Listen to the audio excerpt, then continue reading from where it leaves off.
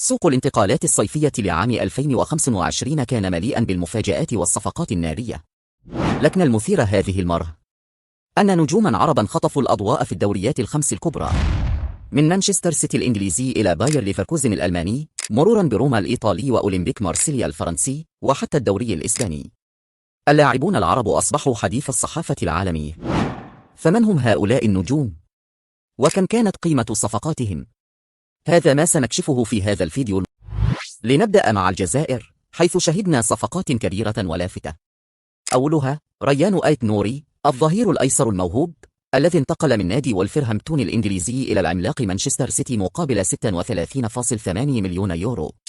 خطوة تثبت أن غوارديولا يرى فيه قطعة أساسية لمستقبل الفريق. ثم لدينا إبراهيم مزة، الذي غادر نادي هيرتا برلين الألماني متوجها إلى باير ليفركوزن بعقد طويل الأمد يمتد ل5 مواسم. إدارة ليفركوزن تراهن عليه كأحد ركائز مشروعها الرياضي. ولا ننسى بدر الدين بوعناني، الموهبة الجزائرية التي كانت حديث الإعلام الموسم الماضي مع نيس الفرنسي. انتقل هذه المرة إلى شتوتغارت الألماني بعقد يمتد حتى يونيو من عام 2030. 5 سنوات كاملة في البوندسليغا، ما يعني أن النادي الألماني يعول عليه بشكل كبير. أما المغرب فقد كان الحاضر الأكبر في سوق الانتقالات بواقع 11 لاعبا. البداية مع إلياس بن صغير، الذي خطف الأضواء بانتقاله من موناكو الفرنسي إلى باير ليفركوزن مقابل 32 مليون يورو. إلياس يعد من أبرز المواهب الصاعدة في أوروبا. نائل العيناوي، لاعب الوسط المتألق، انضم إلى روما الإيطالي قادما من لنس الفرنسي مقابل 23.5 مليون يورو. صفقة كبيرة لناد يبحث عن التجديد في خط الوسط.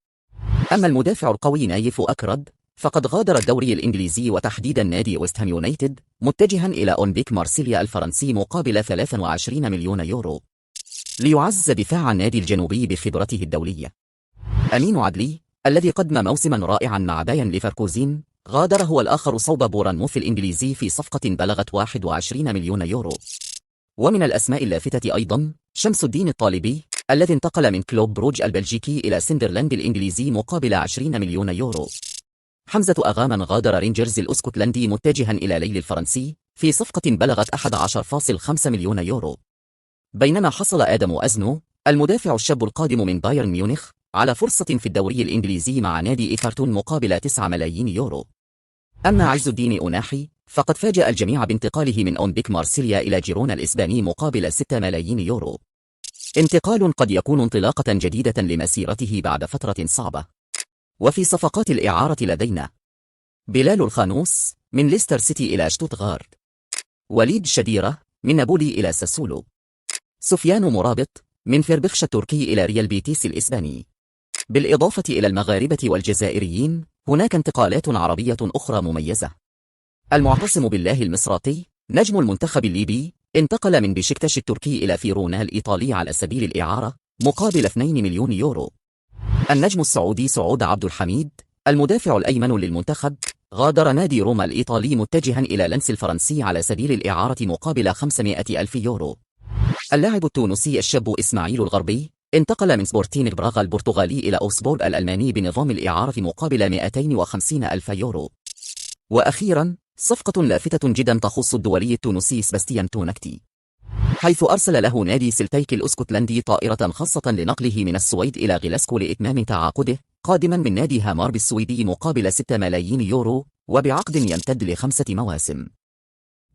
كان صيف 2025 مليئا بالصفقات الكبرى للاعبين العرب، خصوصا من المغرب العربي، حيث برز حضور المغاربة والجزائريين بشكل واضح في مختلف الدوريات الأوروبية الكبرى. اليوم لم يعد اللاعب العربي مجرد موهبة محلية، بل أصبح استثمارا حقيقيا للأندية الأوروبية التي تدفع عشرات الملايين للحصول على خدماته. والسؤال الآن، من برأيكم سيكون النجم العربي الأبرز في الموسم الجديد 2025-2026؟ اكتبوا آرائكم في التعليقات، ولا تنسوا الاشتراك في القناة وتفعيل زر الجرس ليوصلكم كل جديد.